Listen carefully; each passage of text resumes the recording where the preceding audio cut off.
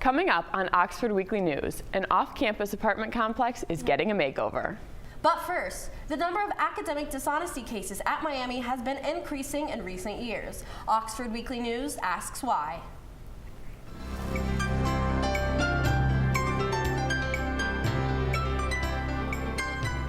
Welcome to Oxford Weekly News. I'm Greta Morris. And I'm Hannah Jolly. Thanks for joining us. The number of reported cases of academic dishonesty is on the rise at Miami University. Althea Perley joins us with the story. Thanks, Hannah. The 2015-2016 school year had a total of 355 incidents of academic dishonesty, more than twice the amount reported 2 years earlier. The number of dishonesty incidents has more than doubled for international students since the 2013 report. I talked to the director of ACE program and the coordinator for the academic integrity to find out why these numbers are on the rise. Some mistakes international students are likely to make when submitting work are more obvious than American students. First, I want to state very emphatically that I don't believe that international students are committing dishonesty at higher rates than domestic students. Okay, so I don't believe it's because there's more dishonesty happening within that community. I really do think that it's because they're being caught at higher rates. Right, so the numbers that you have reflect the cases that were reported through our policy. Last fall of 15 was my first year, and we had a lot of misconduct cases. And a lot of it was just confusion over the rules and things, and some of it was like, hey, wait, you aren't supposed to do this. This is just, flat out not okay. And some of them were just, I don't understand. It's really upsetting for me when students come in and I know they're functioning according to their cultural background and being told their culture is bad. And that's heartbreaking because it's not, it's just different. We certainly want our faculty members to report, which is why we're seeing a rise in numbers over the years, so that our students understand, yes, we care about this. Yes, this is a big deal. This is more than just about what individual decision you're making, but it's about how a number of individual decisions reflect on our culture and affect our culture. And if faculty members aren't reporting and taking our policy seriously, then students won't take our policy seriously. Both Quay and Olsen believe that the number for dishonesty cases for international students will continue to rise over the next few years, despite representing around 10% of the total student population. International students accounted for 43% of the total academic dishonesty cases. At Miami last year, over a quarter of the cases happened in chemistry and biochemistry classes. Each year, sophomores have more incidents than any other class. Back to you, Greta. The Miami community continues to discuss a high number of hospitalizations related to alcohol earlier this month. I talked to campus officials and student leaders about what they're doing to fix Miami's drinking culture. Over the weekend of February 11th, 21 students were sent to the hospital in alcohol-related incidents. All but 2 were underage. Though the university cannot confirm, many of the students are involved in Greek life. These hospitalizations coincided with the conclusion of fraternity and sorority recruitment, but officials say that's not the only factor. The other reality is it was a warm night in February, which you don't get very often. So people were out in general uptown on Thursday night, far from just the Greek population. On Friday morning, President Crawford called an emergency meeting with Greek leaders. I think his biggest message to us was that, first of all, it's the excessive drinking and the overindulgence and this blackout culture is unacceptable. And we 100% agree, and part of his message was that he knows that we agree. He knows that as the leadership, we understand that, and he wanted to let us know that he is 100% invested in leadership and working with us as student leaders. The weekend arrest came just weeks after the death of a classmate, Erica Bushik. The Miami University Police report says that alcohol played a role in her death. For Greek leaders, the planning to prevent further incidents has already started. We're thinking long term, okay, so how do we keep this from happening next year? What do we need to do? But I think we need to take a few steps back and consider, what are we going to do for next week? Because, like you said, it's not just a Greek problem, it's not just a Miami problem, it's a culture problem. So many people come to school thinking that this is supposed to be part of a college experience. How do you shift that expectation so that a social life is part of involvement, but it's not the cornerstone of that involvement. Student leaders and Miami officials plan to continue having regular meetings regarding Miami's drinking culture throughout the rest of the semester. A Talawanda student is being charged with a second-degree felony after a bomb threat at Talawanda High School on February 14th. Police searched the building after a note was found in a student restroom, but no devices were found. Police say the 14-year-old suspect was taken to Butler County Juvenile Detention Center and is being charged with inducing panic. The Oxford Police Department urged parents to help their children understand the serious consequences of panic-inducing pranks. The Oxford Police Department is investigating a shooting that happened outside of Pachinko's bar on February 11th. Police believe that the shots were fired by someone in a vehicle. OPD Patrol Sergeant John Varley says the shooting is believed to have been triggered by an altercation by two groups inside the bar earlier that evening. A Miami student received a minor shrapnel wound and was treated and released from the hospital. No other injuries were reported. Nobody was able to actually identify or give us a description of who the actual shooter was. Most said that they heard the shots and they came from a certain area.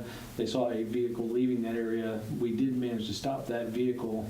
Like I said, the officers did search that vehicle actually twice, but no weapon was found. The OPD is reviewing footage from businesses around the area, hoping that something that was captured that could aid in the investigation. 3 sexual assault cases are currently being investigated by the Oxford Police Department as well as Miami Police. Sarah Muir joins us now with a closer look at the cases. All 3 of the cases happened within a 1-week span. A campus crime alert was released to Miami students February 15th regarding a sexual assault reported by a female student on campus. This was the 3rd sexual assault report issued in a 1-week period. Police say suspects have been identified in 2 of the 3 cases, one of which was known to the victim. In Oxford, the sexual assaults that happen here are rarely stranger. Usually the sexual assaults that happen here in Oxford are acquaintance who take advantage of a situation. 2 of the reported cases occurred on campus, one at McBride Hall on East Quad, and the other was not disclosed by the victim. The 3rd was reported to be near Collins and Walnut Street, Uptown. Becca Getson, sexual assault response coordinator at Miami, says that the 2016 climate survey of Miami's campus indicated that most sexual assault cases go unreported. In the 2016 survey, for the people that responded to that survey, they indicated that only 5%, so about 95%, decided not to report to the university at all of those that were affected by this. Getson says there are a variety of resources on campus for those seeking help, including confidential resources in Miami's counseling and health services. Getson also noted that bystander intervention is an important step to stopping sexual assault. Greta, back to you. After receiving a $500,000 grant, Oxford is ready to construct the first phase of the Oxford Perimeter Trail, which has been in the works for 2 decades. The trail, which was grassroots driven, should benefit businesses in Oxford as well as community members. The city recently invested $30,000 to get an updated design and cost estimate for the trail. Bike trails and rec trails, multi-use rec trails, have been known to bring in visitors. They're a very strong amenity to make your community attractive to visitors and also new residents. More and more people, when they look at communities to live in or visit, they're looking for, well, what is there for me to do? And we're missing that right now. We don't have a multi-use rec trail of any type, and so that's going to be an important component for attracting new business. Oxford officials will have 15 months to complete phase 1 of the trail system before receiving a second grant in 2019 to complete the trail, which will eventually circle the city. Coming up on Oxford Weekly News, we take a look at the renovations coming to Miami University and Oxford. Stay tuned, we'll be right back.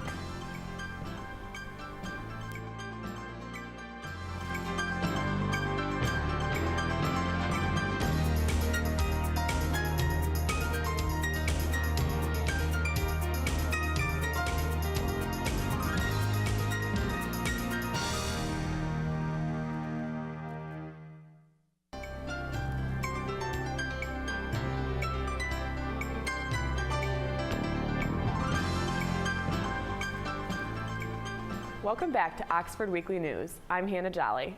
It's out with the old and in with the new. The Miami Village apartments are soon to be a thing of the past. I took a closer look. Miami Village will soon be redeveloped into new apartments known as The Verge. There will be 11 Miami Village apartment complexes that will be demolished and replaced with 3 new buildings. Miami Village offers 188 apartment units currently, but after the rebuild, there will be 128 available units in the complex, allowing for 60 less occupants. With this rebuild comes less parking. The revised layout of the property will result in a 19% decrease in parking spots. This parking will be located behind the buildings, which is anticipated to improve the street presence along Arrowhead Drive and Chestnut Street.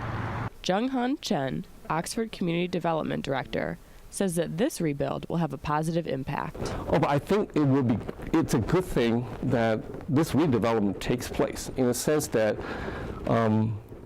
reclaiming existing land and then keeping the housing closer to campus and closer to the center of the city. Alan Kyger, Oxford Economic Development Director, agrees that The Verge will be positive for Oxford and the Miami community. We recognize student housing as a necessity, and how can we make it the best student housing possible? So, we want to be the best college, we want to be the best university town in the nation. So, we've also got to take into consideration where students live, how safe they are, that kind of thing. Jung-Han Chen said in a city council meeting that the improvements to the site will include updated buildings and landscape and improved site safety. The apartments will be built by the same developer as Chestnut Place and will have a similar look. Developers plan to break ground in June of this year and have the project completed by August of 2018. The Miami Village apartments range in cost from $525 to $1,100 a month. The Verge pricing has not yet been released. Miami's Board of Trustees is expected to approve $145 million in funding for the next round of campus construction projects when it meets February 17th. The money would be used to renovate Pearson Hall, as well as Minnick, Scott, McCracken, and Richard residence halls. Renovations to the residence halls include updated rooms, study spaces, and accessible entrances. Pearson Hall's Phase 1 renovation aims to update research labs and classrooms. A Miami University geography class is helping move plans for the Oxford Amtrak station forward. Professor David Prytherch's class of the Urban and Regional Planning Seniors is working with the City of Oxford to plan the new Amtrak station and platform. Plans call for the new station to be located near the intersection of Main and Chestnut Street. The class is developing a vision on how the station will tie into the community. Shape your local community, then you really make an impact on people's lives. And that's why it's really kind of an honor for us to get, for these students who are coming here, they're here for 4 years and they go on, but they can make an impact on something that can shape the place that people live. Prytherch says 5 years ago, one of his classes drafted a letter to Amtrak that sparked the idea. Representatives from DIFFERDANGE LUXEMBOURG will travel to Oxford this week to make a formal arrangement about making the two cities sister cities. Miami's branch campus, the John E. Du Bois European Center, is in DIFFERDANGE, Luxembourg. Around 100 students study abroad in Luxembourg every semester. With students and faculty traveling to the third largest city in Luxembourg every year, a formal arrangement is highly anticipated. When we get back, we'll hear how Miami professors are responding to President Trump's travel ban. Stay tuned, we'll be right back.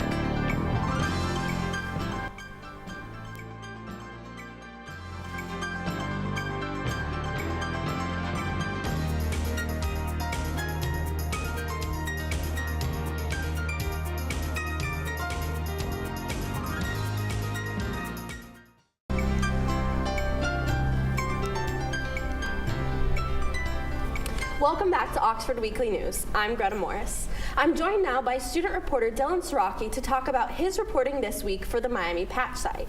Dylan, I understand you're working on a story of how Miami professors are trying to help support international faculty and staff affected by the Trump travel ban. Tell us, who are these professors and what do they hope to accomplish? So the American Association for University Professors, AAUP, it's a national organization, so there's not just one on Miami's campus, and they've come out and and said that they don't support the travel ban, the executive orders. And specifically the AAUP on Miami's campus, normally like the group works mostly with faculty, but given the situation that a lot of students find themselves in, the AAUP felt they needed to step in. So they're working with a graduate student organization, graduate students of all nations, to try to get some student opinions about what these international students are facing, so they could try to come up with the best plan for what to do to help them. Do these professors feel that the university is doing enough to help those affected by the travel ban? They do. They are encouraged by some developments so far, such as like President Crawford signing the petition along with some other university presidents. But there's like a general consensus that Miami could do more. So the graduate student group that they're working with has pushed for them to use their position as professors to go up to their department heads and say, we want a definitive statement saying we are supported by the faculty here, and even push it up further if it within the departments, if they could make a statement, that'd be great. But even if you could go up further to like higher administration, that would be even more ideal. Other things they're working on, developing resources for students. One thing that they want to do is like a wallet card that international students could carry, letting them know about some resources on campus that, while they're there, are underutilized. For example, the blue boxes that you see around campus, a lot of people don't know that, like, if you use one of those, you can get a police escort. So if international students feel like they're not safe, feel like they're being harassed, that's one thing that they could do, but a lot of students don't know that. So this wallet card would list this resource and more, so that students could have it on hand at all times to know how they can be helped. And what are the next steps for this faculty advocacy group? So actually, one of the big complaints from the international students was that in the email that they sent out, Miami encouraged that if you're worried about, like if you're from one of those 7 countries affected by the ban and you're worried, that you should speak to an immigration lawyer. And then they didn't give any more information, which was controversial. People didn't like that. So actually today, 2:30 in Krieger Hall, the hockey immigration lawyer who works with the hockey team here is coming and talking to students, and that's going to be an open forum for people to ask their questions. And then February 26th, there's going to be another meeting to discuss students' fears, because there are a lot of fears, such as like staying on campus over the summer and what that could mean, and help those students through some of their issues. Well, thank you so much for joining us today in the studio, Dylan. You can read Dylan's story and much more on the Miami and Oxford Patch site. Go to patch.com and search Miami University and Oxford. Hannah? Miami's Women, Gender, and Sexuality Studies Department will host the Race, Class, Gender, and Sexuality Symposium on Friday, February 17th, focusing on intersectional analysis of the arts and performances. Social justice issues are being expressed through the arts. So I thought, it's about time we focus on the arts and performance as part of our theme for the Race, Class, Gender, and Sexuality Symposium this year. The symposium is free and open to the public in Shriver Center, and the schedule is posted on Miami University Events website. A giant blue object is welcoming visitors to Miami's Art Museum. German artist Wolfgang Auer's Hatch Baby exhibit, better known in Hamilton as the Big Blue Baby, was recently unveiled at the museum's sculpture park. The sculpture, which is made of fiberglass and resin, was previously on display at Hamilton's Fenton Center for Creative Arts. The museum recently partnered with City of Sculpture, the Fenton Center, and Pyramid Hill Sculpture Park to develop a rotating sculpture initiative, allowing new pieces to be shared with the Oxford community throughout periodic rotations of artwork. Really popular sculpture there. People really got kind of attached to it because it was like right on the main drag in Hamilton, so lots of people drove by. So people have been really excited about it coming to Miami. We've had people come from Hamilton just to see this. Miami's Art Museum is located on South Patterson Drive. The Love.Honor.Care Miami women's basketball game will take place on Saturday, February 18th, honoring cancer fighters, survivors, and caregivers. On Valentine's Day, the team hosted a fundraising campaign in the Armstrong Student Center, selling t-shirts and creating plastic hearts to give to cancer fighters attending the February 18th game. Proceeds from the game and fundraisers will go to the Luna Cares Foundation, an Oxford-based nonprofit that supports local cancer patients. That's all for this week. Thanks for joining us. I'm Greta Morris. And I'm Hannah Jolly. You can watch us online on our YouTube channel and connect with us on Facebook, Twitter, and Instagram. Search Oxford Weekly News.